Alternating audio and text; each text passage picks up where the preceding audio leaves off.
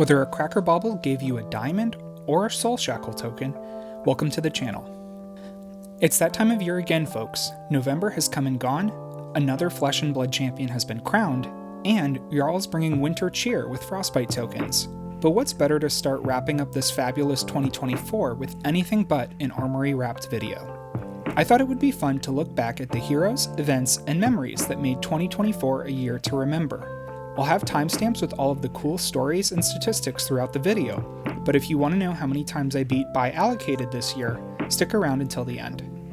Before we jump into the stats, it wouldn't be a proper Armory Wrapped without highlighting some of my new favorite Flesh and Blood products and cards that came out this year. These are my favorites, not necessarily because they were the most powerful, but because they brought new and exciting things to the game.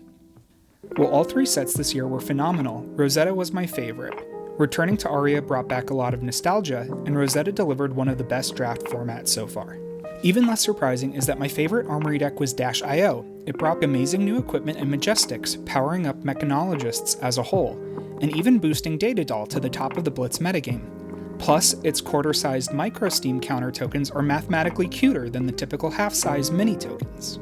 With my favorite products out of the way, let's jump into my top cards of 2024, going from token to fabled rarity. My favorite token this year was Sanctuary of Aria. Its macro effect added a lot of depth to limited, and the art cards on the back were a genius way to encourage players to collect all the tokens. In the top common spot this year was Homage to Ancestors. I love how well the story is told between the art, life gain, and transcend effect. It also doesn't hurt that this card has saved me numerous times in MST drafts. Wage Gold took a first place finish in the rare slot for two reasons. Not only is the universal mechanic a cool keyword, but the wager mechanic creates memorably fun, high stakes moments. Arc Lightning stole the show as my favorite Majestic this year, creating combo turns that felt like high octane pistol turns. Plus, it doesn't hurt that it looks incredible in rainbow foil. And while Lightning cards generally look fantastic as rainbow foils, the Cold Foil Marvel treatment for Sigil of Lightning is no exception. It's also a fantastic card in both Aurora and Acilio. When it comes to legendaries, Stonewall Gauntlet was another new favorite. It also helped me win so many Zen matchups as Dash, Inventor Extraordinaire, so I have to give credit where credit is due. And finally, in the Fable slot was Deathmatch Arena. I love the free-for-all nature of UPF, and this card turns that up to 11, allowing anyone to target anyone else around the table. While those were my favorite cards of 2024, let me know which cards you loved most this year, and why. In addition to my favorite cards of 2024, it's time to shout out the cards that put in serious work this year. These are the cards that I leaned on the most and carried me through countless games. In Classic Constructed, Dash Inventor Extraordinaire was my go-to hero. She helped me secure a top 48 finish at the Calling Minneapolis, in a meta overwhelmed by Zen, Enigma, and New. And while Dash has almost always been my favorite Blitz hero, Aurora stepped up as a fun replacement following Skirmish Season 9. It also helps that Aurora's combo turns with Flicker Wisp, Arc Lightning, and Channel Lightning Valley feel just like playing High Octane. In Commoner, I focused on Max Nitro, fine-tuning my Pummel list to take advantage of boosting 2-cost attacks with Hyperdrivers on board. This synergy earned Pummel its spot as my MVP attack reaction this year. Teklevossen was my UPF hero of choice for 2024. I played a variety of strategies with him, ranging from Turbo Boost to Supercell Mechanoid to Singularity Control, testing out what's possible when tinkering with his card pool. My 2025 UPF goal is to play Cash Out on myself as Teklevossen the Mechapotent for a glorious second place finish, with a silver token to commemorate my game-ending play. Following these MVP heroes, let's take a look at some of the equipment, weapons, and other cards that really allowed them to shine. Achilles Accelerator and Teklo Plasma Pistol were reliable staples throughout the year. Even though Teklo Foundry Heart also did a lot of work, the other two cards helped me eke out the last points of damage to close out so many games, earning them the top 2 spots. And High Octane proved to be so powerful that it needed to be banned following Worlds. In Osaka, Sam Sutherland showcased its near unlimited power by pairing it with Heavy Industry Power Plant, Cerebellum Processor, and System Reset. Even though this card was banned, I'm continuing to use my High Octane playmat to pay respects to this iconic Mechanologist staple. While there are plenty of strong Mechanologist attacks, Pulsewave Harpoon has continuously proven its worth at the top of the list. Mastering this attack's effect has been foundational to my growth as a player. One of my favorite memories was boosting 4 times in a turn to snag the last arrow out of an Azalea's hand, completely turning the tide of battle for an incredible victory. Dissolution Sphere was a surprise MVP this year, preventing massive amounts of damage.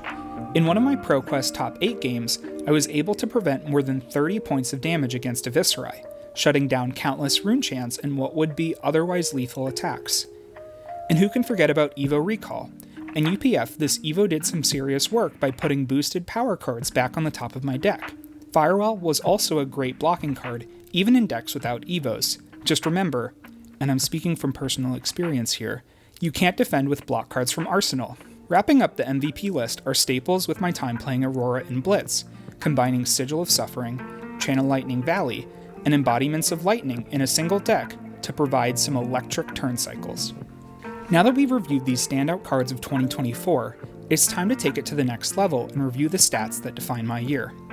Transferring all of my gem data to Excel took hours and hours of time, but the findings were definitely worth it.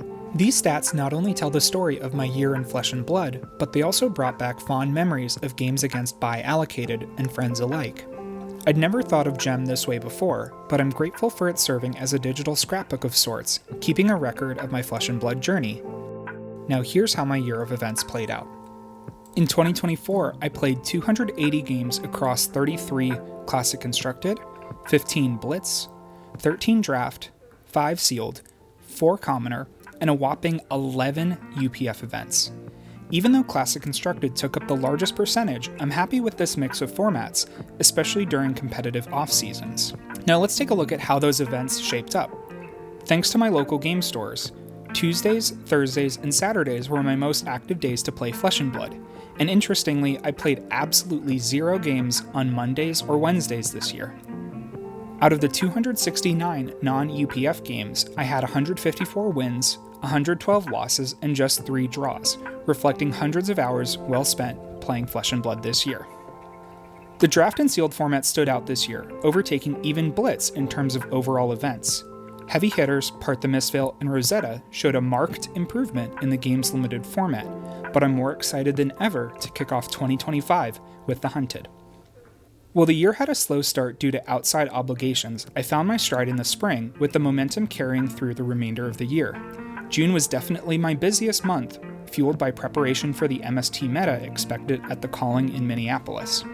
On top of that, I achieved both a 6-win and 5-win streak at the ProQuest Plus and Calling tournaments in Minneapolis. However, June also brought my longest loss streak, as I dropped the last 3 games at the Calling and another 2 at my local Commoner Armory shortly afterwards.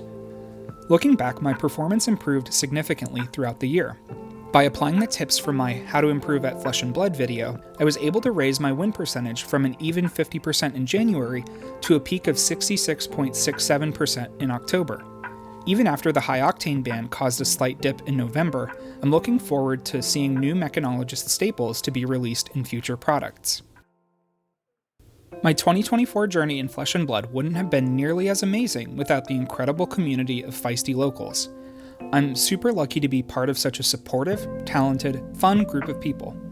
One of my favorite parts of making this video was not only sharing my win-loss ratios with friends, but seeing my community share their own stats in our local Discord.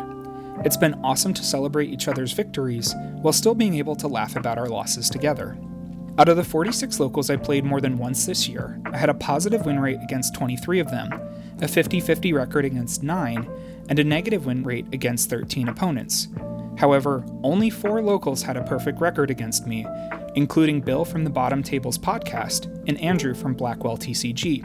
Unfortunately, Buy Allocated didn't quite make it to the top tables, but they were still a legendary part of my year nonetheless. While I played Feisty Locals an average of more than 4 times throughout the year, there were only a handful who I played more than the legendary Buy Allocated.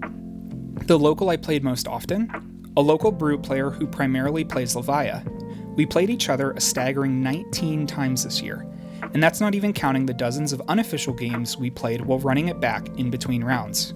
Even though Bright Lights gave me an entire set of new Mechanologist tools to work with, smashing performance in the Brute expansion slot meant I had to be ready for him to play a copy or 2 in his sideboard. His positive win rate against me was a reminder, though, of how important sideboarding is, even in your local meta.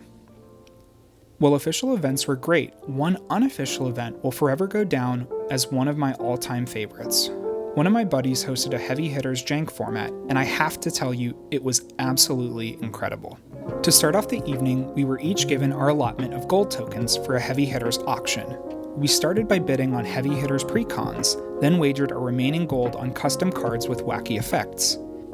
As Victor, I found some extra golden synergies, buying out the modified wild rides that created gold tokens on attack, allowing me to not only deal damage and go again, but also draw a card off of the gold generation.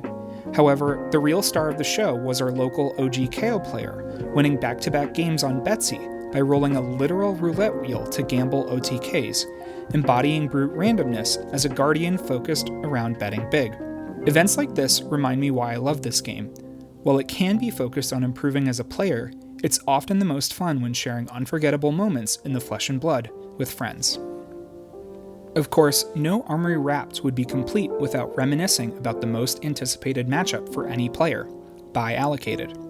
With an incredible 9 appearances this year, I'm pretty proud to say that I've maintained my win streak against them for the 4th year in a row. Now it's your turn. Who are your MVP heroes? What was your favorite moment this year? Let me know your favorite memories from 2024 in the comments below. Well, this wraps up 2024. Here's to an even more exciting 2025, sure to be filled with new heroes, amazing games, and sharing the common language of flesh and blood with friends around the world. Thank you all for watching, have a happy holiday bauble season, and I'll teach you in the next one.